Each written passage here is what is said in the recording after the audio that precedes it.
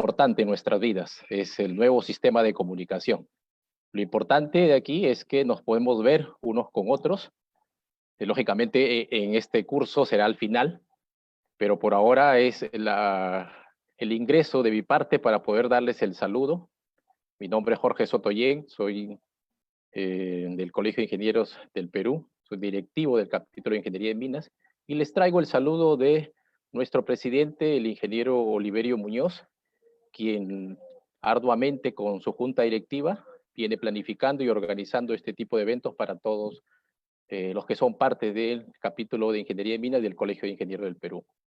En esta oportunidad, algo importante que tenemos que aprovechar en estos tiempos que estamos en casa, y es lógicamente un curso muy importante denominado Modelamiento y Planificación en Proyectos Mineros, y que aquí debemos tener un punto importante, que es nuestro expositor. Es el ingeniero Néstor Chávez, gerente general de Min Consulting SAC. Así ves, estamos transmitiendo todo el curso a través del fanpage del CD Lima, del capítulo de Ingeniería de Minas, y por SIC TV Zoom CD Lima. A todos ustedes reitero mi agradecimiento por su predisposición, por su tiempo, para poder tener mayores conocimientos respecto a la planificación de proyectos mineros. Permítanme dar una pequeña reseña del ingeniero Néstor Chávez, quien es gerente general de Min Consulting, más de 19 años de experiencia en el ámbito de planeamiento de los proyectos mineros. Es ingeniero de minas de profesión, consultor en diseño y planificación de minas, experto en estimación y auditoría de reservas, estimación de costos, CAPES, evaluación económica de minas tanto subterráneas como a cielo abierto. En los últimos 10 años ha liderado varios equipos de especialistas para el desarrollo de proyectos y estudios mineros, desde el punto de vista de la factibilidad de la ingeniería básica y de detalle de una infraestructura minera. Como sabemos, el ámbito del planeamiento es bastante detallista en cada ámbito que corresponde de la planificación. Ingeniería conceptual, ingeniería básica, ingeniería de detalle. Una experiencia profesional también en el ámbito minero, en el grupo Milpo de Nexa, minera Ray Rock y Sierra Miranda en Chile. Ha sido consultor de TWP, del World Parson, Mar Cobre y Min Consulting SAC. Actualmente es docente del curso de gestión minera en la maestría en gestión minera, economía minera y regulación de la Pontificia Universidad Católica del Perú. Y profesor del curso de minería superficial en la Facultad de Minas de la Católica. Bueno, no he tenido mucha oportunidad de encontrarnos en la universidad, mi estimado Néstor, pero creo que aquí ha venido justo este momento de que nos hayamos visto, al menos por este nuevo sistema. Estando también como profesor yo en la Católica, y agradeciendo de antemano pues a todo este público presente. Bien, iniciamos el curso de modelamiento y planificación en proyectos mineros, y para ello doy pase al ingeniero Néstor Chávez. Bienvenido, Néstor. Muchísimas gracias por tu tiempo. Buenas tardes. Muchas gracias, Jorge, por la presentación. Bueno, voy a compartir mi pantalla.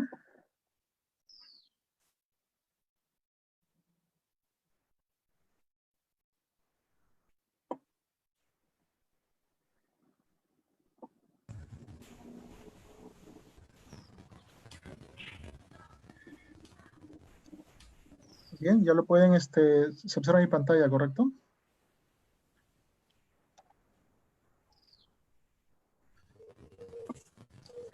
Bueno, un poco para comentar, llevo varios años trabajando en lo que es diseño y planificación de minas. Ya venimos 19 años, concretamente los últimos 10 años desarrollando estudios, ¿no? Evaluación de proyectos, ¿no? Tanto de tajo abierto como subterránea, ¿no? Un poco en esta presentación vamos a hacer un poco, mostrar brevemente las metodologías, las técnicas que se suelen emplear, ¿no? y también las oportunidades que se pueden tener en este campo, en la situación actual, ¿no? Entonces, esta es la tabla de contenido de la presentación. Tengo una hora para exponer estos temas. Vamos a empezar un poco con una introducción, ¿no? Un poco vamos a hablar de proyectos mineros, modelamiento de recursos minerales y planificación de minas, ¿no? Vamos a tocar tanto de tajo abierto como subterránea y al final un poco de simulación también, ¿no? Empezamos por la introducción, ¿no? Actualmente, la minería es una de las actividades más importantes en el PBI nacional, ¿no? Nosotros aportamos cerca del 10% del PBI del Perú.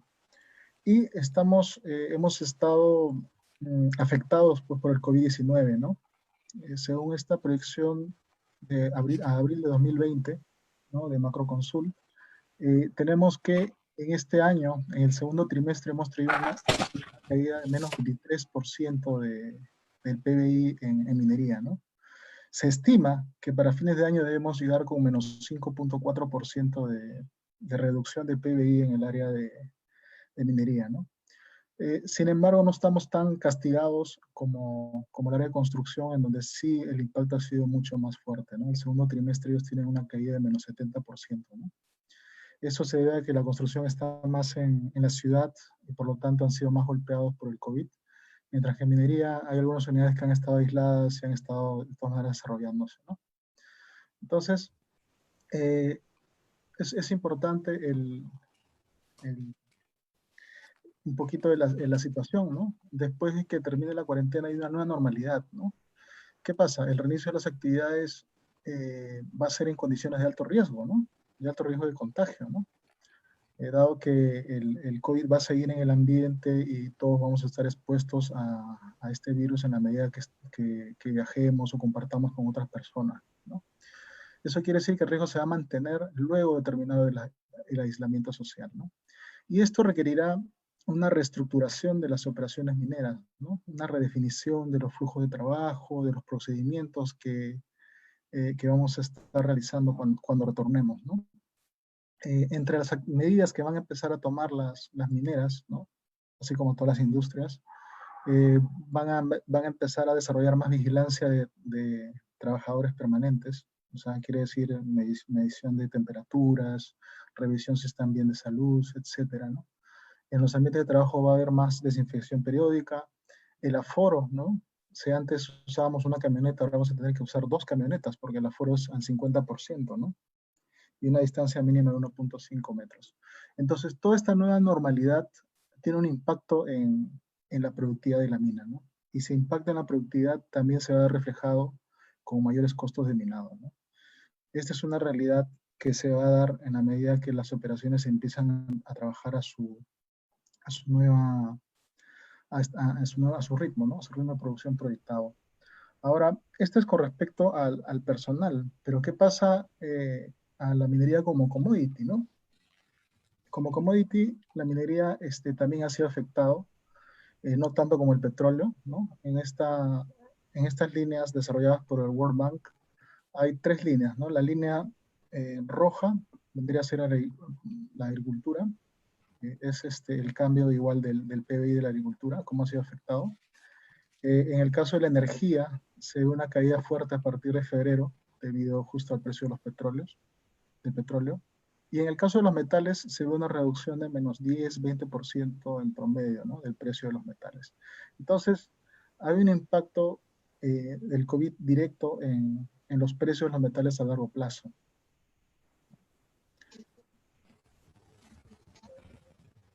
Este es un resumen un poco de los precios antes del inicio de la emergencia del COVID-19 y luego ya al 31 de marzo, ¿no? Vemos que el precio del oro sí ha subido debido a que es un metal de riesgo, ¿no? Las personas invierten en oro cuando hay situaciones críticas. Pero en el caso de la plata, el cobre, el plomo y el zinc, que el Perú también es productor, pues tenemos unas caídas de menos 22% hasta menos 10% en el caso del plomo, ¿no? Entonces, tenemos dos impactos, ¿no?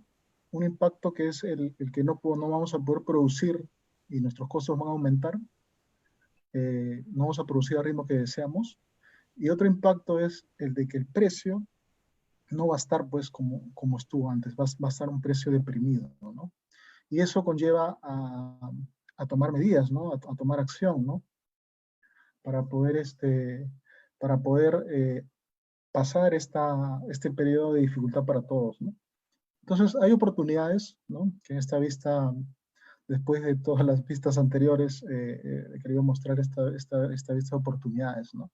¿Qué oportunidades tenemos como ingenieros, ¿no? Tenemos la oportunidad de desarrollar proyectos de optimización y reingeniería, ¿no? Que permitan redefinir procesos y reducir costos, ¿no? Tenemos las oportunidades de desarrollar proyectos de automatización. Hace 3, 4, 5 años, pues, automatizar las minas con camiones mineros, con otros equipos, se veía, pues, costoso, ¿no? En este momento es una necesidad, porque no podemos exponer a los trabajadores, a los choferes en la operación minera, ¿no?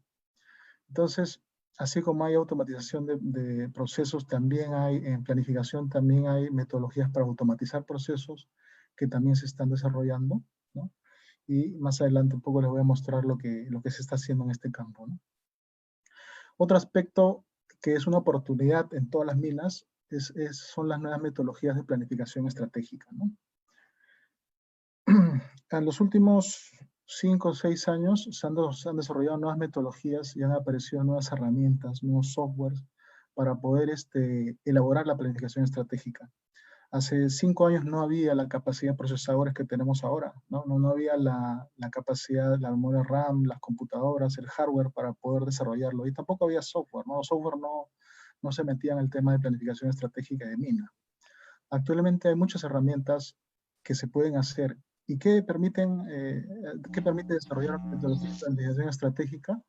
Lo que permite es reducir costos, redefinir fases de minado, disminuyendo el movimiento de disminución del movimiento, del remanejo de stockpiles. Entonces, hay nuevas metodologías actualmente que ya están generando ahorros en las empresas que lo están implementando, ¿no? Y es un poco la oportunidad que tenemos en este momento. Ahora, otro aspecto, otra oportunidad que tenemos es el incremento de producción, ¿no? Siempre y cuando nosotros tengamos recurso mineral para poder, desarrollar estos proyectos, ¿no? Si es que no tenemos que invertir o buscar en recategorizar o incrementar o realizar campañas de exploración, ¿no? Entonces, son oportunidades. La oportunidad de incrementar la producción es dado que permite incrementar los márgenes, ¿no? Dado que reduce los costos por economía de escala, ¿no?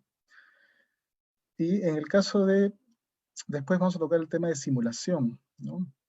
Una oportunidad fuerte es el tema de simulación de sistema de extracción, ¿no?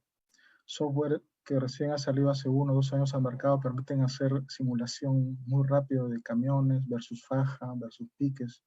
Entonces, lo que antes nos demorábamos 1 mes, 2 meses en desarrollar modelos de simulación, actualmente lo podemos hacer en 1 semana, 2 semanas, muy rápido. Entonces, estos software van a permitir reducir costos, identificar oportunidades que no se observan hasta que se construyen, ¿no? Entonces, son herramientas nuevas que van a permitir afrontar estos tiempos difíciles, ¿no? Otro aspecto también en el caso de las minas subterráneas es la optimización de los sistemas de ventilación, ¿no? Muchas veces las minas van produciendo y empiezan a construir chimeneas de manera desordenada, pero cuando integras todo en un solo software de ventilación, revisas el requerimiento de mina, ¿no? Redireccionas bien los caudales de ventilación, puedes optimizar tu sistema de ventilación y puedes reducir inversión en chimeneas Regoer y otras infraestructuras relacionadas a la ventilación, ¿no? Otra oportunidad fuerte en el tema de planeamiento es los proyectos de Data Sense, ¿no? Ciencia de datos, ¿no? Las minas de tajo abierto tienen sistemas dispatch, ¿no? En los cuales se maneja mucha información de tiempo, distancia, recorridos, rendimientos, que se puede manejar mucho con Data Sense, ¿no? Y al manejar al llevar esta información con algoritmos va a permitir reducir los costos, ¿no? Los costos de operación, ¿no? Entonces, Esta es una oportunidad. Ahora, ya con este preámbulo, con esa introducción, vamos a tocar un poquito pues de las metodologías de proyectos mineros, ¿no? Primero, un poquito para ver la realidad de un proyecto minero, ¿no? Este es un gráfico de un proyecto minero Greenfield, o sea que se empieza desde la exploración, un proyecto nuevo, donde no hay estudios, donde no hay infraestructura, ¿no? Entonces, más o menos para desarrollar la exploración, pues, y llegar a la etapa de construcción nos demoramos entre 1 y 10 años, ¿no? Y la etapa en la que se va a necesitar más personal, más recursos, más actividades a desarrollar es en la construcción de la mina, ¿no? Este es el color 2, el color anaranjado muestra pues el impacto que hay en el periodo de construcción de la mina. Una vez que la mina está operando, ya empezamos a tener un impacto directo de la fuerza laboral que trabaja pues en las operaciones, ¿no? Y finalmente el cierre, ¿no? Y la etapa post-cierre. Entonces, estamos hablando de ciclos bastante grandes, ¿no? De 5, 10, 50, 20 años, ¿no? Y es cómo se mueve el desarrollo de proyectos mineros, ¿no? Son proyectos de largo aliento, ¿no? Ahora, en esta vista presentamos, lo hemos dividido en 3 partes, ¿no? La primera es recursos minerales, ¿no? Un proyecto minero se basa o se fundamenta en los recursos minerales, ¿no? Y en la medida que se desarrolle o que se explore, se va a tener más oportunidades de desarrollar proyectos, ¿no? Entonces, en la vista se ve los recursos minerales, primero empiezan por cateo, prospección, se puede hacer geofísica, geoquímica, y una vez que se ha identificado un cuerpo determinado, se puede hacer una campaña de exploración con sondajes diamantinos, ¿no? Ahora, esta identificación, cuando uno no tiene información de sondajes diamantinos, normalmente uno en proyectos mineros realiza un estudio de perfil, un estudio conceptual, un scoping study, ¿no? Porque quiere saber más o menos si ese proyecto, ese prospecto tiene potencial. Entonces, en ese momento uno realiza un estudio conceptual para verificar si es posible, ¿no? Que el proyecto genere valor. Una vez que haces la exploración con sondaje diamantino, ¿no? Que haces ya una malla, ya inviertes varios millones de dólares, recién tú puedes definir y tener un modelo de recursos, un modelo de bloques de recursos. Recién, cuando uno tiene el modelo de bloques de recursos, uno puede empezar a desarrollar estudios de prefactibilidad y factibilidad, ¿no? Según los estándares, ¿no? Recién cuando uno tiene estudios de factibilidad, uno puede hablar de reservas, ¿no? De estimación de reservas, ¿no? Ahora, siempre uno observa la confusión entre etapas de estudios y niveles de ingeniería, ¿no? Cuando hablamos de niveles de ingeniería, hablamos de ingeniería conceptual, básica y de detalle. Y normalmente, los estudios de factibilidad tienden a desarrollar toda la ingeniería básica de un proyecto, ¿no? Una vez que ya se ha definido o el proyecto es viable mediante el estudio de factibilidad, recién se pasa a la decisión de invertir en el proyecto y recién se desarrolla la ingeniería de detalle y la construcción del proyecto, ¿no? Este gráfico es un poquito más denso, ya estamos entrando en un poquito más de detalle en lo que es evaluación de proyectos mineros, ¿no? Encima de la línea roja se observan diversos nombres o nomenclaturas que solemos usar, ¿no? Hay diversas metodologías, ¿no? En el caso de metodología FEL, que se usa bastante en Nexa, en el grupo Milpo, ex grupo Milpo, ahí trabajamos mucho con FEL 1, FEL 2, FEL 3, ¿no? Pero la equivalencia de estos FEL está en base a estudios conceptuales, ¿no? Un FEL 1 se define como un estudio conceptual. También se le denomina orden de magnitud, scoping studies, PEA, en el caso de las mineras canadienses americanas trabajan con la evaluación preliminar o el PEA, ¿no? Después, en el caso de MinSur, por ejemplo, ellos trabajan mucho con la fase de identificación, ¿no? La fase de identificación, que es un poco el estudio conceptual. Después el estudio de prefactibilidad, en MinSur le llaman fase de selección. Y ya el estudio de factibilidad se le define como una fase de definición, ¿no? Entonces, bastantes nombres que le ponemos, pues, dependiendo de la metodología que usa cada mina, un poco se han resumido en este cuadro, ¿no? Ahora, cada tipo de estudio, o sea, cada fase de evaluación de proyectos tiene unas características que están debajo de la línea roja, ¿no? El nivel de estimación, ¿no? La estimación de costos según el AAC, define un clase 5 para los estudios conceptuales, y clase 4 para refactibilidad, y clase 3 para factibilidad. Pero lo que indican estas clases, lo que indica principalmente es el rango de precisión del CAPEX, qué tanto varía el CAPEX, ¿no?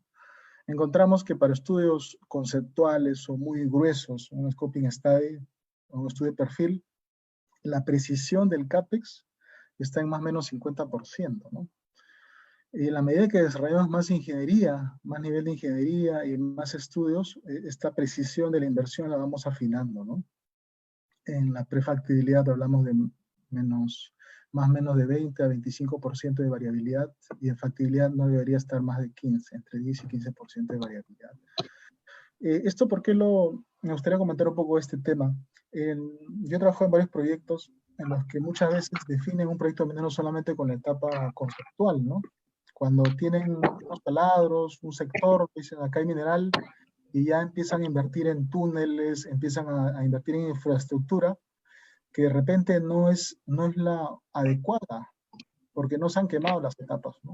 Las etapas que se tienen que desarrollar para llegar a buen término un proyecto minero y ser eficiente en el desarrollo del proyecto minero deberían ser primero una etapa de estudio conceptual, después una prefactibilidad y una factibilidad. En el estudio conceptual definimos la viabilidad del proyecto. En el estudio de prefactibilidad hacemos estudios de trade-off, estudios de análisis de alternativas para ver si conviene un método u otro método, o un ritmo de producción, o la ubicación de la infraestructura principal. Una vez que se quema esa etapa de definición de infraestructura o definición de métodos principales, recién con el caso final se hace el detalle de la factibilidad, ¿no? Entonces, esa es un poquito un poco la descripción de las fases de evaluación de los proyectos mineros, ¿no? Ahora, nuevamente acá, ¿no? ¿Cómo varía el costo en la medida del nivel de evaluación de los proyectos, ¿no? Scoping studies o conceptuales, ¿no? La variabilidad es muy alta, ¿no? Y por lo tanto el éxito de desarrollar un proyecto solo a nivel de scoping study pues es bien bajo, ¿no? Porque todo tu ganancia se puede ir en los errores que tengas en la definición de inversión, ¿no? Entonces, teniendo esta introducción, lo que nos dice como planificadores o como mineros es que tenemos que desarrollar las etapas. Tenemos que desarrollar ingeniería para poder desarrollar proyectos viables, ¿no? Entonces, esa es un poco la introducción de proyectos. Ahora vamos a tocar un poquito el tema de modelamiento de recursos minerales, ¿no? Entonces, los recursos minerales están en la naturaleza, ¿no es cierto? Se encuentran ubicados normalmente, empiezan una etapa de prospección y exploración, y en esas etapas iniciales se desarrollan estudios de geofísica, se desarrollan geoquímica, muestreo en superficie, definición de mapeo en superficie, y una vez que ya tienes definido el cuerpo mineralizado, realizas las campañas de exploración, las campañas de sondaje diamantino. Estas campañas de sondaje diamantino son las que te van a definir en gran medida el modelo de recursos, el estimado de modelo de recursos, ¿no? En el gráfico izquierdo-derecho se observa pues los taladros, ¿no? Del B1 al B6, donde se observa que han interceptado, en este caso, mineral de cobre, ¿no? Entonces, pero esta es ya la etapa posterior después de los taladros. Cada taladro se modela en el software, se ingresa al software y se muestra un poco cómo las leyes de mineral que han ubicado, ¿no?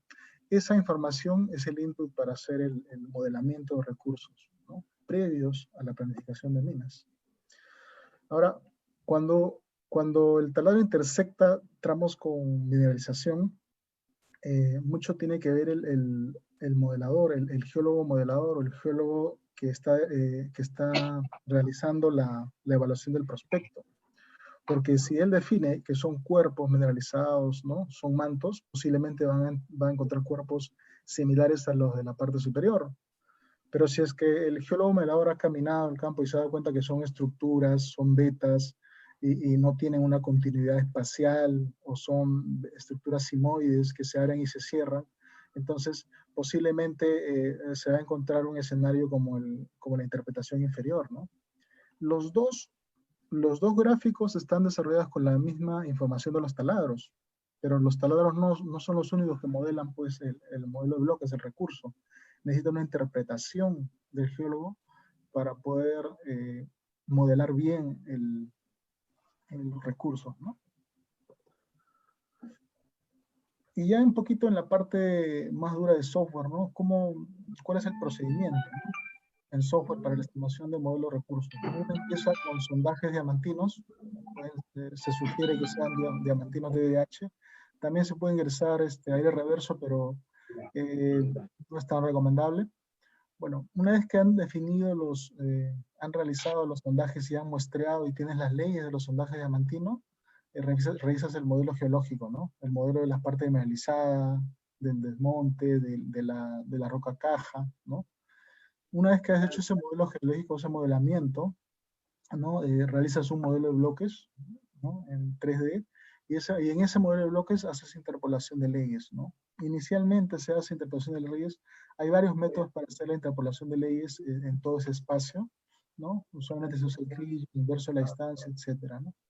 Y de esa manera, tú ingresas las leyes o la tendencia de esas leyes de los taladros en todo el espacio, en ese modelo de bloques. Y nuevamente, ese modelo de bloques debería reflejar lo que el geólogo ha modelado, ¿no?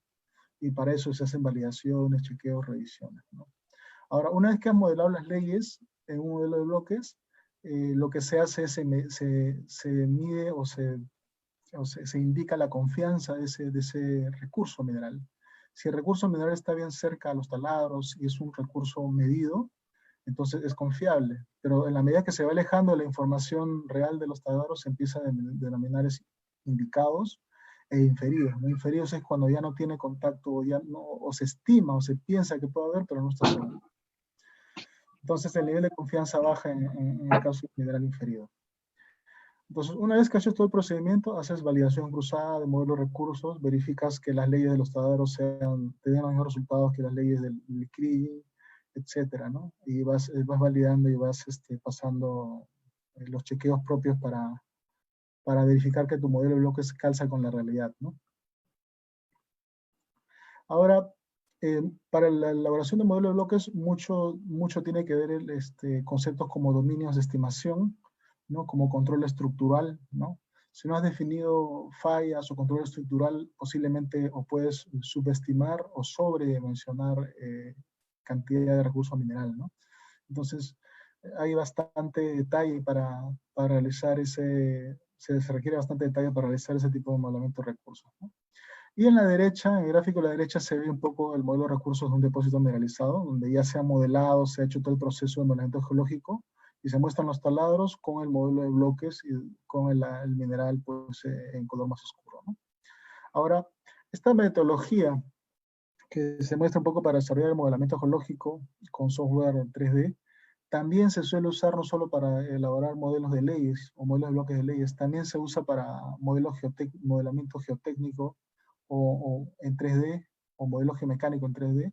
También se realiza para hacer modelamiento geometalúrgico, ¿no? Todo depende del proyecto, ¿no? Si el proyecto tiene dificultades o tiene problemas de alteraciones, en el caso metalúrgico se elabora un modelo geometalúrgico, o si tiene diferentes índices de dureza, también se desarrolla una geometalurgia con la dureza de la roca. Ahora, si tiene diferentes calidades de roca y hay métodos de minado asociados a la calidad de roca, también se suele realizar modelos geomecánicos, ¿no? Que también es rellenar más información de estos modelos de bloques, ¿no? Inicialmente se trabajan con modelos de bloques con leyes y categorías, y después se van agregando valores con geotécnica, geomecánica o índices de geometalurgia, ¿no?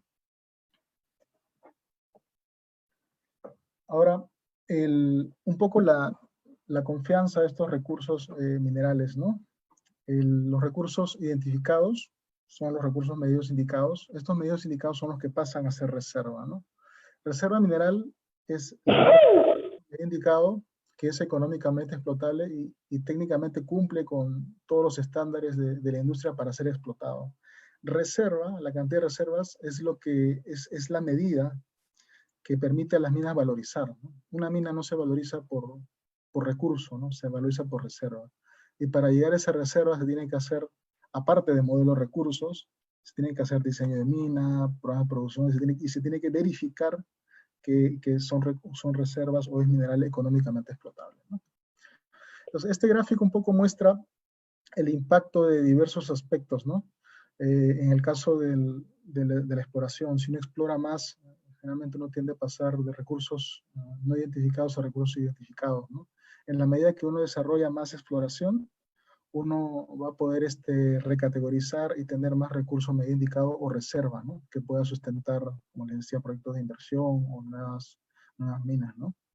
Y estas reservas, al ser un concepto económico, ¿no? Tiene un impacto en relación al precio. Si el precio, hay caída de precio de los metales, entonces hay una variación en las reservas, ¿no? Generalmente suelen bajar cuando hay caída de precios. Y cuando hay subida de precios, la reserva suele aumentar, ¿no? Es usual que esto pase en las minas, ¿no? Y también eso pasa con mejoras tecnológicas, ¿no? ¿Qué pasa si se descubre un nuevo aditivo o se descubre una nueva metodología para recuperar mayor cantidad de oro en los pads de lisivación, o de repente incrementar la recuperación del concentrado de zinc? Esas nuevas metodologías van a hacer de que las reservas se incrementen, dado que va a haber más mineral que va a poder pasar esos procesos, ¿no? Entonces, estas definiciones de recursos tienen que estar alineadas a estándares internacionales, ¿no? En esta vista se muestra el cuadro de clasificación y de pase de recursos a reservas del Código de York 2012, que es el estándar que actualmente se usa para las auditorías de reservas, ¿no? Y estos estándares tienen muchos aspectos que hablan sobre calidad, control de calidad, metodologías de muestreo, análisis de densidades, ¿no? Cantidad de recursos medios indicados, y también hablan de factores modificadores para pasar a hacer reservas. Entonces, hay muchas definiciones, muchas técnicas que se tienen que desarrollar de acuerdo al ordenamiento del Código de York para hacer de que un recurso pueda ser auditable, ¿no? Si es que no se invierte en estas formas de trabajo, no se va a tener eh, recursos o reservas alineados a los estándares internacionales, ¿no? Entonces, ya hemos pasado un poco el tema de modelamiento, ¿no? Cómo modelamos, cómo identificamos y dimensionamos la cantidad de mineral, ¿no? Y acá vamos a pasar a la parte de planificación de minas, ¿no? El proceso de planificación, ¿no? Suele estar impactado por aspectos principalmente, ¿no? El input es el modelo geológico, pero también necesitamos los modelos geomecánicos, y en el caso del mercado me refiero a los precios de los metales, para poder influir en el plan minero, ¿no? En las metodologías que hacemos. Ahora también influye los modelos medioambientales, ¿no? En los aspectos como límites de propiedades, y también influyen modelos metalúrgicos, ¿no? Todos estos aspectos influyen sobre la planificación, pero y los que están afuera de este semicírculo son esos aspectos externos que nosotros tenemos que manejar y modelar antes de desarrollar el plan minero. Entonces tenemos que modelar el método de minado. Si es que esté cerca de superficie, tenemos que verificar que puede ser un tajo abierto. Si es que está debajo de superficie, tenemos que verificar el método de minado, si es un método de minado subterráneo, si es un level stopping, si es batch and fill, cut and fill, etc., ¿no? Entonces, para realizar o definir métodos de minado, hay varios estudios que se tienen que desarrollar. También tenemos que verificar el procesamiento de un mineral, ¿no?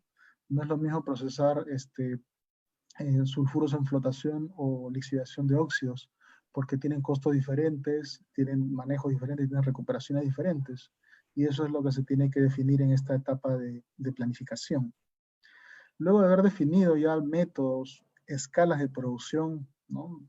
Vamos a producir 5.000 toneladas al día, o 6.000 toneladas, o 100.000 toneladas al día. Entonces, cada escala de producción tiene un diferente contexto de planificación. Tiene diferentes leyes de corte, tiene diferentes formas de tratar. Una vez que hemos identificado todos estos sectores y definido ciertos rangos de planificación, hacemos lo que es la secuencia minera. Recién la secuencia minera. En tajo abierto le decimos a esa secuencia fases, diseño de fases de minado. En subterránea es minado por sectores, ¿no? Pero todo eso es lo que va modelando el plan minero, ¿no? Es lo que vemos un poco, las variables que impactan en ese plan minero, ¿no? Y en la parte derecha un poco vemos la secuencia de planificación, ¿no? el input es el modelo de recursos que hemos visto en el ítem anterior. Y con ese modelo de recursos ingresamos parámetros económicos, como son precios, costos, ingresamos geomecánica, ¿no? Dimensionamiento de stops para hacer envolventes económicas. Y una vez que hemos definido ya una envolvente económica o un pit económico, ¿no? Empezamos a hacer un diseño minero, que subterránea es el diseño de rampas, túneles, y en tajo abierto es el diseño de las rampas de acceso, de las fases, se realiza el diseño. Una vez que se tiene el diseño, hacemos la secuencia de extracción, ¿no? ¿Qué fase va primero? ¿Cuántos sectores se empiezan a minar en cada periodo? Luego de haber hecho una secuencia de extracción, se hace un programa de producción detallado, ¿no? Y al finalmente una evaluación, si es que el resultado de la evaluación concluye que el mineral o el flujo de caja es negativo, regresamos y empezamos a redefinir de nuevo conceptos con las envolventes económicas, ¿no? ¿Por qué puede pasar esto? Porque un proyecto, un recurso mineral puede ser económico antes de hacer todo el diseño de mina, pero si es que tiene un alto nivel de desbroce o requiere demasiada longitud de rampas para poder desarrollarse, toda esa inversión adicional de infraestructura afecta el flujo de caja, ¿no? Entonces, si es que nosotros llegamos hasta el final hacemos un programa de producción y verificamos que no genera utilidad, se regresa y se vuelve a hacer el procedimiento, ¿no? De planificación hasta encontrar pues un recurso mineral que sea rentable minar, ¿no? Estas secuencias de planificación se cumplen para tajo abierto, para subterráneas con los diseños de stops, para caving también, cuando uno define el footprint finder, ¿no? O el footprint del caving, ¿no? Entonces, en general, a grandes rasgos, esto es un overview de planificación, ¿no? Después, la planificación normalmente se divide de dos maneras, ¿no? Una planificación estratégica de minas, ¿no? Que es donde generalmente se genera más valor en un proyecto minero, y después también se divide en planificación táctica, ¿no? En el caso de la planificación estratégica de minas, ¿no? Es más empleada en periodos de prospección, exploración, ¿no? Desarrollo de minas, periodos más se desarrolla en etapas previas antes de la explotación. Pero también se recomienda desarrollarla durante la producción de la operación, porque va a permitir identificar formas de optimizar o de mejorar el plan minero, ¿no? En el caso de la planificación estratégica, normalmente se definen los métodos de minado. En esta etapa se definen los tipos de procesamiento, la escala de producción, el ritmo, ¿no? Si es 3000, 3200, va a depender de la planificación estratégica. Se define la secuencia de minado y también se hace la optimización de cutoff en el caso de tajo abierto, ¿no? Una vez que cumples con la planificación estratégica, esta planificación estratégica se detalla en una planificación táctica, ¿no?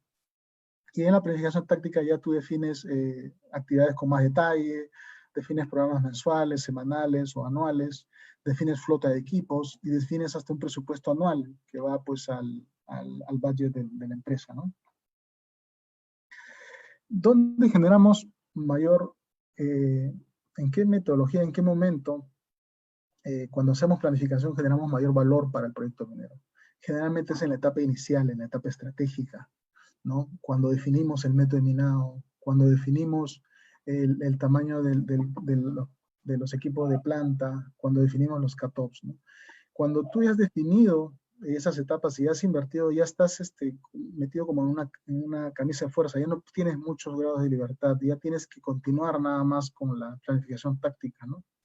Entonces, es importante desarrollar las metodologías adecuadas en estas etapas de planificación estratégica, porque son las que pueden definir el futuro y el éxito o el fracaso de un proyecto minero, ¿no?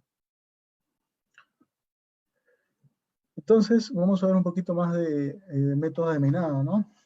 Que influyen en la planificación directamente, ¿no? Porque es la variable inicial, ¿no? Cuando hacemos selección de métodos de minado, generalmente primero hacemos un análisis de tajo abierto, ¿no? Hacemos la metodología de Lechan-Grossman para definir qué cantidad de mineral mueve el desmonte, ¿no? Y se hacen diseños, ¿no? De tajo abierto. También dependiendo de la calidad de roca, ¿no? Si la calidad de roca es muy mala, se suele hacer caving, y si la calidad de roca es una roca dura, se hace el método de minado de roca dura, como su level stopping, ¿no? Entonces, hay variables que influyen y que el planificador tiene que verificar y analizar para poder hacer un trade-off, ¿no? Normalmente se hace un ranking por cada proyecto de qué métodos son los más relevantes para ese proyecto, y los más relevantes son los que se hace diseño, se hace flujo de caja y se comparan al final del trade del método. Y cuando empezamos a trabajar con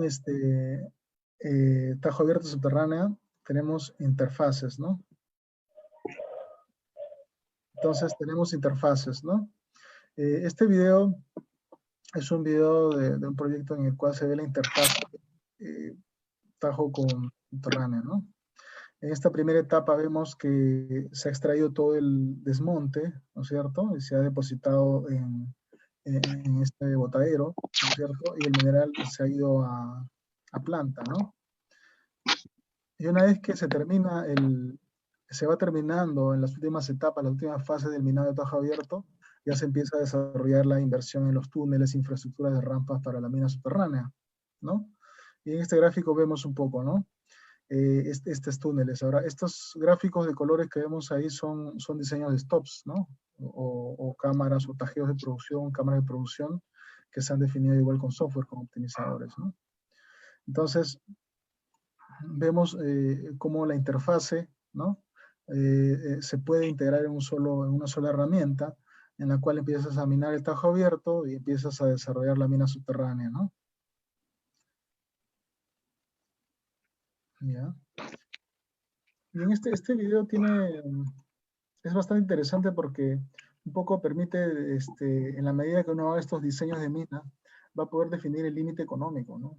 No es solo un límite que alguien lo define, ¿no? Hasta acá llegamos y listo, ¿no? Hay un análisis económico que se tiene que hacer para definir el pi final, hasta dónde es posible desarrollar el pi final o el tajo abierto incremental, y después hasta en qué momento pasa a ser minado subterráneo, ¿no?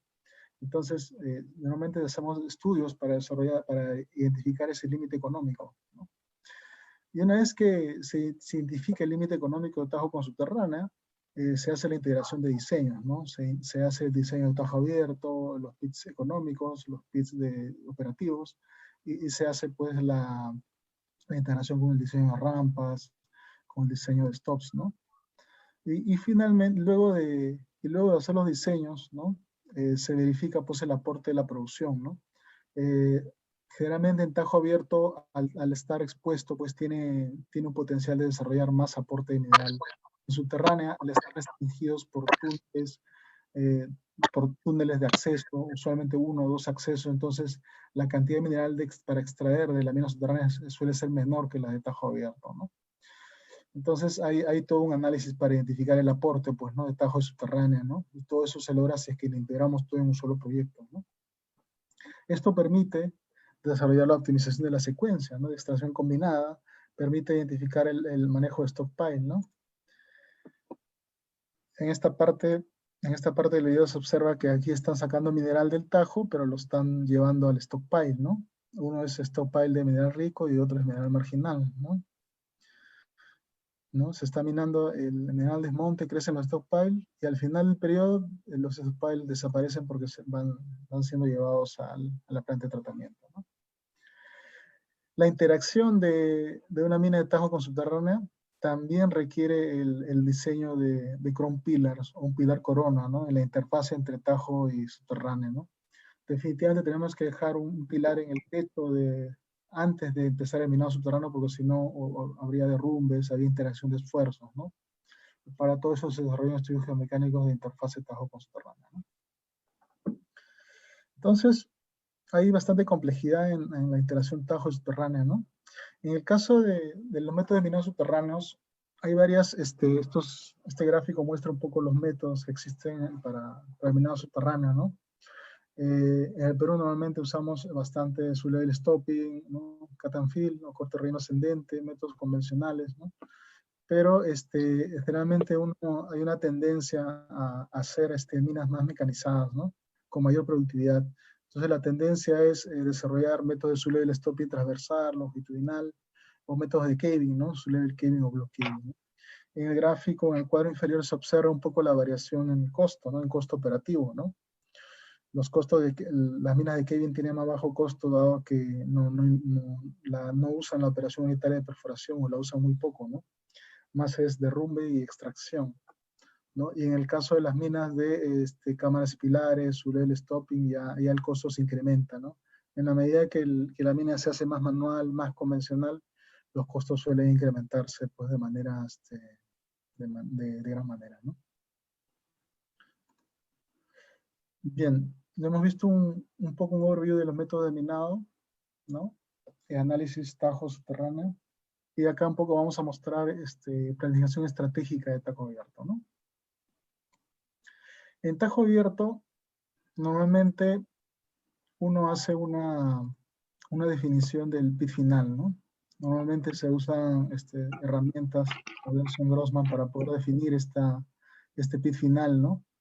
Pero hay varios análisis posteriores a esta definición que tienen que ver con cuál es el tamaño de mina y cuál es el tamaño óptimo de la planta.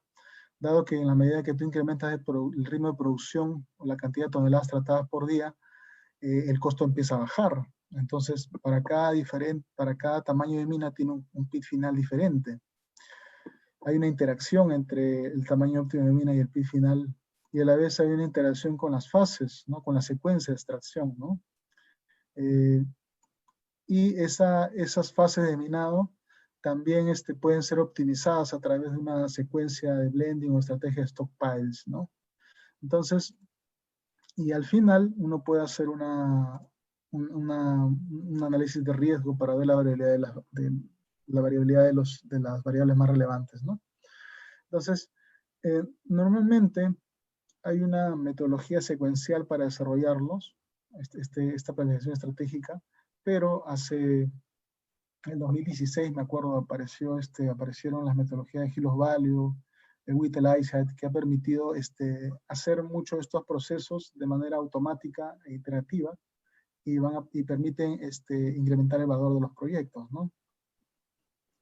En este gráfico vemos la metodología tradicional en tajo abierto para definición de fases, ¿no? Fases de minado, ¿no? Generalmente se desarrollan los gráficos pit by pits, que son pits anidados, ¿no? Uno dentro de otro, y esos pits generan envolventes, ¿no? Para desarrollar se generan desenvolventes, y después uno empieza a parametrizar los revenue factors, los parámetros, y empiezan a definir, pues, los pit shells, ¿no? Ahora hay pit shell internos que normalmente se usan para definir fases, ¿no es cierto? Y el pit final, ¿no? Y normalmente, pues, los pits cercanos al revenue factor 1, o el factor de ingresos 1, son usados para el pit final, ¿no? Entonces, esta es la metodología tradicional y secuencial, ¿no? Cuando hacen pits anidados y definen fases en esos pits anidados, ¿no? Pero hay un problema con estos pits anidados que al ser económicos no respetan o no toman en cuenta la direccionabilidad de la fase de minado, porque una fase de minado, si tiene una dirección adecuada, puede tener un impacto económico diferente, pues, a lo que se define por esta metodología tradicional de fase de minado, ¿no? En esta vista mostramos un poco la metodología de optimización de fases, ¿no? En esta metodología se carga igual, se inicia e ingresa en el modelo de bloques, ¿no? Y se empiezan a definir puntos de inicio diferentes en la operación. Estos puntos de inicio diferentes se van haciendo corridas de optimización en diferentes direcciones. Y esas diferentes direcciones empiezan a botar resultados diferentes, ¿no? Entonces, los resultados de una definición de fases tradicional suelen ser diferentes a los resultados de estos métodos optimizados, ¿no? Para eso se usan procedimientos automatizados de planificación, como es este gráfico que vemos arriba, y se generan mapas de valor. Usualmente, nosotros hemos aplicado esta metodología en varios proyectos mineros de tajo abierto, acá en el Perú, y hemos visto que desarrollando esta metodología normalmente se incrementa el valor de un proyecto entre un 5% a un 25%, dependiendo del nivel de análisis que haya tenido esa operación y dependiendo también de la geometría y de diversos factores, ¿no? Entonces, esta es una metodología nueva y un poco emplea una metodología de automatización, dado que repite un procedimiento varias veces, ¿no? Normalmente para hacer un análisis de optimización de fases de minado se hacen alrededor de 5.000 a 10.000 corridas de Lerchan-Grossman, ¿no? Y eso para alguien que ha hecho pues una planificación convencional, ¿no? Con software minero, más o menos para desarrollar un escenario se demora 2 horas, 3 horas, para desarrollar 100, una semana, 2 semanas, para llegar a 5.000, si no tuvieras metodologías de automatización de planificación, te demorarías varias semanas en hacerlo, ¿no? Entonces, actualmente hay estas herramientas que permiten incrementar el valor, ¿no? Y están cada vez más accesibles en general para las operaciones mineras, ¿no? Ahora, otro análisis que permite hacer estas nuevas técnicas es la optimización de la escala de producción. Para hacer la optimización de la escala de producción se emplea la metodología de Hill of Values, ¿no? Desarrollada por Val, me parece, hace 8 o 9 años, ¿no? Esta metodología lo que hace es sensibiliza el cutoff y el tamaño de la operación minera, y ese análisis va a permitir definir un Hill of Value, ¿no? O una montaña de valor, ¿no? A qué ritmo de producción y a qué cutoff se incrementa el valor presente neto del proyecto, ¿no? Igual, uno lo puede hacer manualmente. He visto minas que han hecho 20, 30 escenarios manualmente y han proyectado un Hill of Value más o menos con una forma, pues, ¿no? Más o menos una forma definida. Pero cuando uno crea una rutina de automatización, ¿no? Como esta, la que mostramos, va a permitir hacer múltiples corridas y va a permitir generar 10.000, 20.000 corridas y crear un gráfico de Hill of Value más detallado, inclusive a 4D, ¿no? En este caso, 4D es porque la que está cambiando acá es el precio, ¿no? O se cambia el precio del metal, o también se puede cambiar pues el ritmo de producción de la planta, ¿no? Entonces, uno va haciendo mayor análisis en la medida que vas viendo más escenarios y vas viendo más tendencias, ¿no?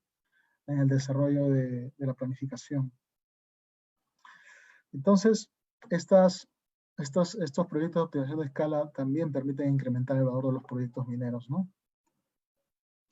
Esto es lo que le decía un poco de la automatización de procesos de planificación, ¿no? Uno puede ingresar un software robot, que es el ISET, que permite interactuar varias veces un proyecto, ¿no? La parte inicial es el diseño del proyecto, elaborar el modelo, ¿no es cierto? Y una vez que está elaborado, se define una estrategia y se crean múltiples iteraciones con el ISAE, ¿no? Entonces, definitivamente, esto permite reducir tiempos y generar múltiples escenarios muy rápidamente, ¿no?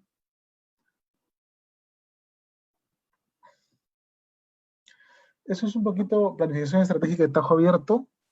Podemos, ahora la siguiente parte de planificación de minas subterráneas, ¿no?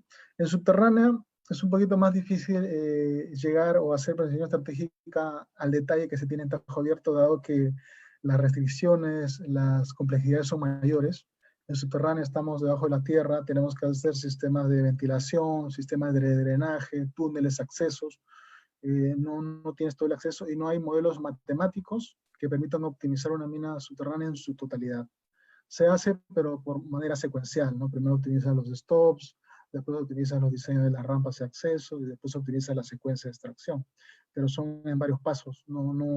Todavía no hay algo automático. Normalmente se interviene en el proceso de planificación para desarrollar múltiples escenarios, ¿no? En el caso de subterránea, partimos igual de un modelo de recursos, y estos modelos de recursos ingresan un stops de reservas, ¿no? Para esto se utiliza software de optimización, como el MSO, el Stop Optimizer de Deswik, u otros software que permitan diseñar estos stops de reservas, ¿no? Una vez que tienen los diseños stop de reservas, se realiza el diseño de la infraestructura. Realizamos el diseño de las rampas, el diseño de los cruceros, los niveles de extracción, los niveles de producción, y todo esto se puede hacer de manera semiautomática con el 1, con el DESFIG 1, que permite hacer esto bastante rápido, pero igual requiere la mano del planificador para verificar pues, que está haciendo el diseño de una manera lógica y que está permitiendo desarrollar el método de minado, ¿no? para cada operación minera, ¿no? Una vez que tienes ya el diseño final y los stops, ya uno ingresa a una herramienta de secuenciamiento, ¿no? Que puede ser el EPS, ¿no? O el DESFIG Chet, o también el MICE-Chet, ¿no? Que es un software de secuenciamiento en el cual ya permite optimizar secuencias, optimizar sectores, optimizar mezclas, stockpiles también, ¿no? Una vez que ya tienes esa secuencia, ya uno puede tener un programa de producción, ¿no? Y un plan de avances y un análisis económico, ¿no? Entonces, ese es el procedimiento normalmente para minas subterráneas de planificación. Acá tenemos un modelo de una mina diseñada, ¿no? Lo que está en marrón son stops de reservas, pero con el método cut and fill, ¿no? Y lo que está en azul oscuro vendría a ser los sectores con su level stopping transversal, y los que están de celeste claro son los sectores que están con su level stopping longitudinal. En el diseño de esta mina podemos ver que el diseño está optimizado y sectorizado, ¿no? Normalmente los métodos de minados tienen variantes, y si uno no identifica bien esas variantes y no lo hace en detalle en cada sector, uno puede exponer a las personas porque puedes exponer a riesgos con diferentes métodos de minado, o terminas teniendo pérdidas económicas porque no has identificado bien el método de minado, ¿no? Y para todo esto se requiere ya haber hecho una secuencia anterior con un modelo de bloques bien definido, un modelo geomecánico bien detallado, un modelo hidrogeológico que permite inclusive ver la cantidad de agua y los sectores y el impacto a la calidad de roca, ¿no? Toda esa ingeniería que va antes de llegar a esta parte de diseño, tiene que desarrollarse, ¿no? Para poder obtener estas optimizaciones de sectores con método de minado, ¿no? Bueno, aquí hay ejemplos de método de minado combinados, ¿no? En este gráfico vemos diseños de sublevel stopping transversal con cut and fill en algunos sectores. En el de la derecha vemos sublevel stopping longitudinal y transversal. Los diseños son diferentes, las secuencias son diferentes. En el inferior vemos cámaras y pilares con sublevel stopping. Y en caving también vemos diferencias entre sublevel caving y block caving, ¿no? Que también son variantes para roca de mala calidad, usualmente RMR menor a 50, ¿no? Y en IEVERS, actualmente este es un video desarrollado hace 2 años, ¿no? El año pasado, me parece, en el cual se está desarrollando el Hills Value para subterránea, ¿no? Aquí vemos cómo han desarrollado el Hills Value, que es un gráfico donde se muestran diferentes ritmos de producción con diferentes leyes de corte, ¿no? Y esto permite optimizar el ritmo de producción de un proyecto, ¿no? Acá se ve un poco la sensibilidad al precio de los metales, la sensibilidad al método de relleno, ¿no? En subterránea se trabaja con relleno, tipo de relleno. También se sensibiliza la altura de los stops, ¿no? Normalmente cuando un proyecto va a un geomecánico, el geomecánico define una altura en función de su experiencia, ¿no? Pero uno puede identificar el tamaño adecuado de los stops haciendo estos diseños automáticos, ¿no? Integrando MSO con iSight, ¿no? Cuando uno hace esa integración, puede hacer sensibilidad a diferentes tamaños de stops, integrando inclusive los parámetros geomecánicos con gráficos de Matthew Lapcher, y toda esa complejidad te permite al final tener resultados de diseños óptimos de stops, tamaños óptimos de stops, ¿no? Entonces, ya hemos visto planificación. Vamos a ver un poquito más de simulación de minas, que es la última parte de la presentación. No sé cómo estoy con los tiempos. Ups, me pasé, creo, un poquito. Bueno, un poco de simulación de sistema de carga y transporte, ¿no? Hay muchas herramientas para realizar el diseño, el modelo digital, ¿no? Este es un ejemplo de simulación para tajo abierto, ¿no? Vemos cómo se puede hacer los diseños de la simulación de los sistemas de carril de transporte, ¿no? La preparación de estos modelos hace años eran bastante, se demoraban 1, 2, 3 semanas, un mes, ahora lo podemos hacer en días, ¿no? Dado las herramientas tecnológicas que ya están disponibles en el mercado, ¿no? Acá se ve la flota de camiones, ¿no? Se modela las rutas de acarreo, ¿no? Se modelan los rim pull de los camiones, las velocidades a diferente pendiente, ¿no? Este es en tajo abierto. En subterránea también, ¿no? Vemos acá el diseño de sistemas en subterránea, ¿no? Igual se simulan las flotas de camiones, se puede identificar se puede hacer trade-off de sistema de transporte, se puede verificar el impacto del diseño de infraestructura, por ejemplo, la ubicación de los talleres de mantenimiento, ¿no? Uno puede simular la ubicación de los talleres y ver cuáles son las mejores alternativas en función del programa de producción, en función de los sectores de minado y en función de los equipos que tienes, ¿no? Se hacen también análisis de congestión y cuello de botella. Normalmente cuando uno quiere incrementar la producción, pues en subterráneo encuentras pues que una rampa de 5x5 no va a permitir el acceso pues de muchos camiones. Entonces ahí tienes un cuello de botella que te permite identificar mediante estas simulaciones de sistema de carga de transporte, ¿no? Y permite desarrollar múltiples escenarios muy rápido, ¿no? Nosotros hemos tenido proyectos en los cuales hemos desarrollado hasta 60, 80 modelos de simulación, uno por cada periodo, inclusive modelos de simulación trimestrales, ¿no?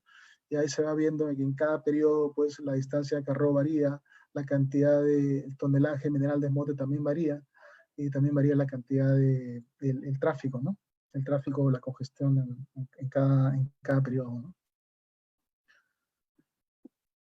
Bueno, eso es un poquito la presentación. Tenemos un poco unas conclusiones, ¿no? La evaluación de proyectos mineros debe realizarse por etapas, ¿no? Y con diferentes niveles de ingeniería. No hacerlo es arriesgado, dado que podemos perder dinero realizando proyectos sin un adecuado sustento, ¿no? Acá en el Perú ya hemos visto casos en los que han construido la planta de tratamiento sin haber hecho un adecuado modelo de recursos y sin que el modelo de recursos sustente un programa de producción. Entonces, el sobredimensionar planta de tratamiento también parte de que no se han quemado las etapas, ¿no? Las etapas adecuadas de evaluación de proyectos, ¿no? Y no se han desarrollado los niveles de ingeniería adecuados, ¿no? Después, el modelamiento de recursos y estimación de reservas en los proyectos mineros deben seguir lineamientos, ¿no? Según los estándares internacionales, ¿no? Normalmente en el Perú trabajamos con 2 estándares, ¿no? El Código de York, ¿no? El estándar australiano, o la norma NI 43101, el estándar canadiense. Entonces, los 2 estándares son muy similares en los lineamientos que tienen. Uno es un poquito más exigente que el otro, pero en realidad los lineamientos son bastante similares, ¿no? Pero si es que no trabajamos con estándares en la estimación de recursos y reservas, se trabajaría con muchos riesgos, ¿no? Y eso también puede contribuir al fracaso de un proyecto, ¿no? Si es que no se trabajan con estándares. Después, las nuevas metodologías de planificación estratégica de minas, las nuevas metodologías de simulación, permiten incrementar el valor de los proyectos, ¿no?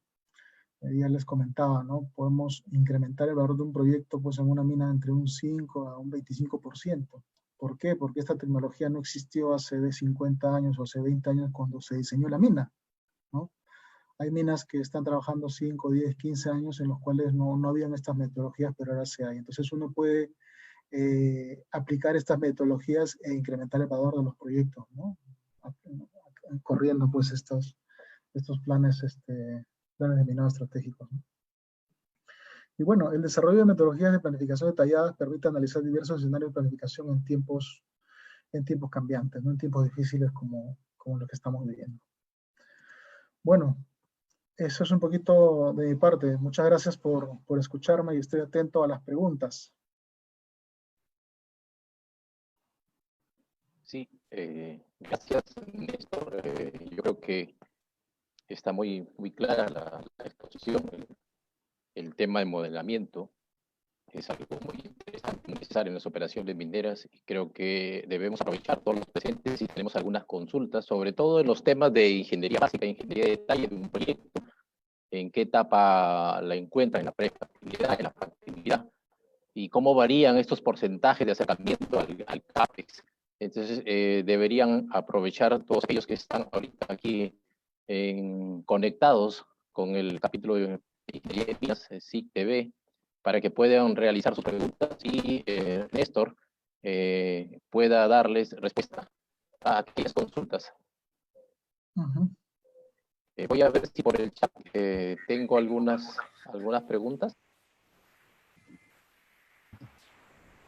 Pueden hacerlas por el chat, por favor, levantar la mano.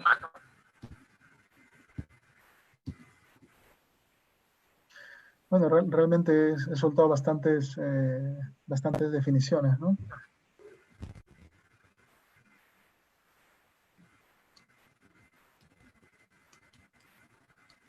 Bueno, aquí hay una pregunta general respecto al cuadro que presentaste, donde se establecen los estudios de conceptual, estudios prefactibilidad y estudio de factibilidad.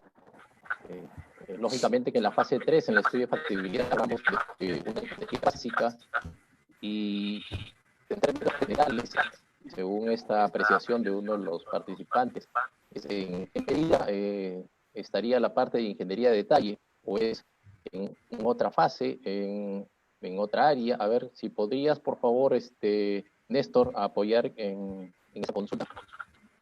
Sí, vamos a regresar a esta lista.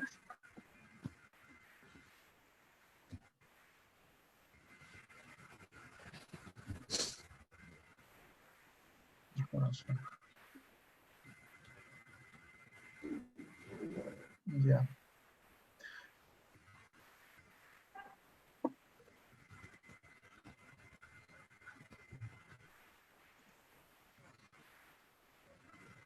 Aquí está. Entonces, un poquito lo que vemos aquí es, normalmente los estudios de factibilidad se desarrollan con una ingeniería básica. Normalmente las empresas suelen desarrollar la ingeniería básica en esta etapa, en el estudio de factibilidad, ¿no? No todas lo hacen, dependiendo, porque es inversión, es desarrollar ingeniería, ¿no? En la etapa de factibilidad es lo recomendable. Óptimo denominado puede reemplazar. Sí. Entonces, Perdón, no interrumpa, por favor. Gracias. Ya. Entonces, la ingeniería básica normalmente se desarrolla en los estudios de factibilidad, ¿no? Ya cuando vas a invertir en el vas a construir, se desarrolla la ingeniería de detalle, ¿no? Y en esta vista se muestra un poco acá la ingeniería básica, ¿no? En la parte de estudio de factibilidad, fase 3, dice, se puede llamar FEL 3, factibilidad final, o también es parte de la ingeniería básica. Pero hay una diferencia, ¿no? De ingeniería básica y estudio de factibilidad, ¿no? Una ingeniería básica hace los planos, hace los arreglos, hace todas las disciplinas, desarrolla las disciplinas y después entrega un set de planos o un CAPEX, ¿no? Y esa ingeniería básica suele alimentar un estudio de factibilidad, porque el entregar un estudio de factibilidad es un flujo de caja. Entregan proyecciones económicas, proyecciones de ingresos y costos, y se verifica si este proyecto es rentable o no. No sé si entendí la pregunta. Creo que está claro, ¿no?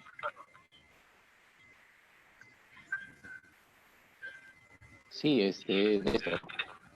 Gracias. Yo tengo aquí algunas otras consultas y, bueno, cerremos en términos generales, dado el número de preguntas, en la parte de costos específicamente, en el ámbito de un proyecto de minería subterránea. Es muy diferente, dice aquí, podría ser diferente al costo de la ingeniería básica o la ingeniería de detalle que corresponde al estudio de factibilidad entre una minería subterránea y una minería superficial.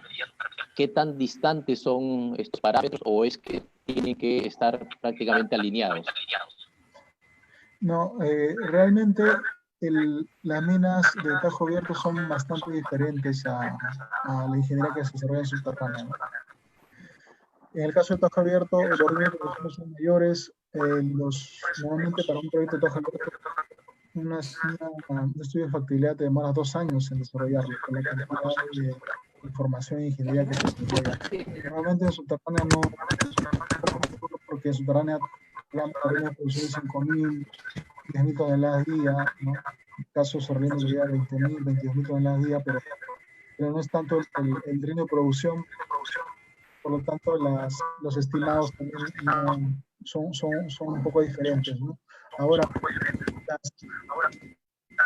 las actividades que uno identifica en Tajo Abierto son diferentes, ¿no? En subterránea identificamos mina, procesos, gastos generales, pero en subterránea empezamos a trabajar con otra distribución, ¿no? Porque trabajamos con minado, costo de desarrollos, costo de ventilación, costo de sostenimiento, porque hay más actividades que van desarrollándose en esos métodos de minado, ¿no?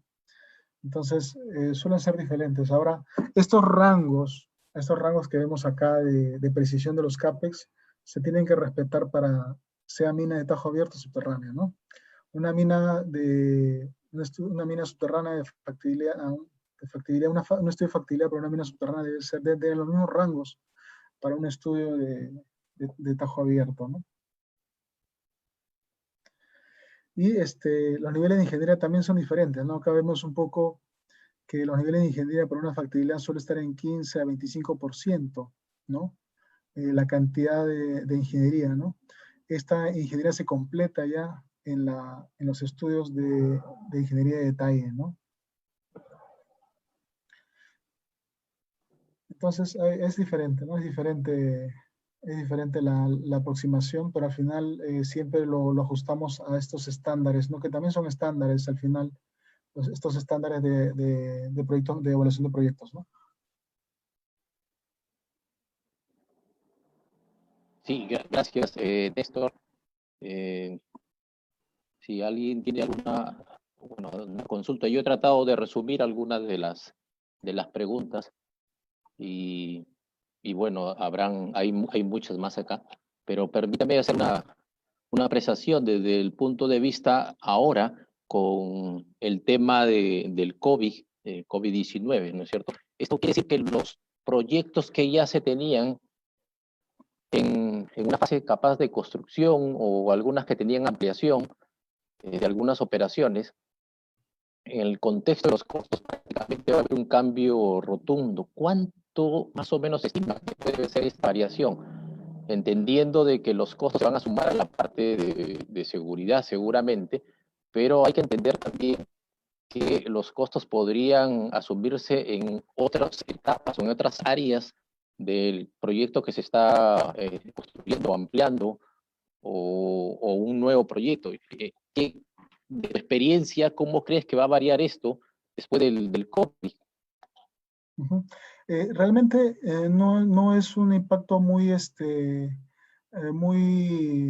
lo veo un impacto muy fuerte, porque el gasto o la proporción de personal de la planilla, ¿no?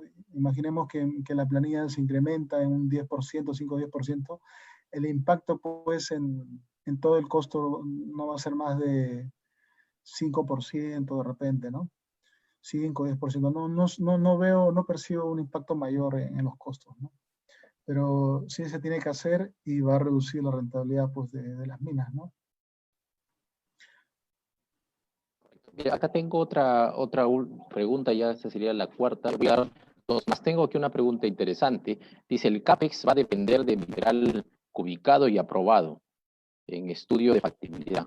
¿Qué pasa si varía la ley del mineral aprobado del proyecto con respecto al CAPEX? Eso es una de las consultas que se tienen aquí.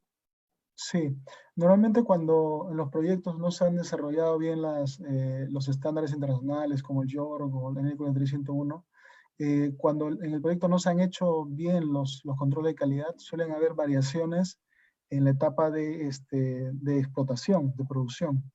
Entonces, normalmente el YOR 2012 pide, hace ya del 2012, ya 4, 6 años, 8 años, pide que se haga la reconciliación, ¿no? La reconciliación es un procedimiento ya obligado dentro de los estándares, y la reconciliación lo que hace es compara lo que tú has modelado en este modelo de recursos contra lo que has extraído, ¿no? Cuando haces la comparación, ¿no? Esa reconciliación no debería ser más del 5 o 10%, ¿no? Eso pasa primero por las definiciones del mineral, ¿no? A veces no identificaron, pues, caballos o de repente sectores de estéril, ¿no? En el mineral, o de repente hay alguna alteración o hay algún mineral que está complicando la recuperación, ¿no? Entonces, todos esos aspectos pueden pasar en la realidad y uno busca cubrirse eso desarrollando estándares, lineamientos.